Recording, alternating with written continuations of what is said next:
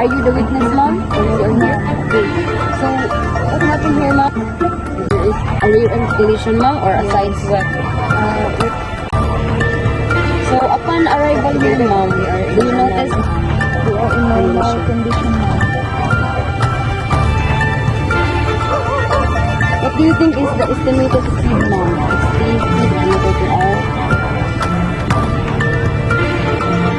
Bali naman.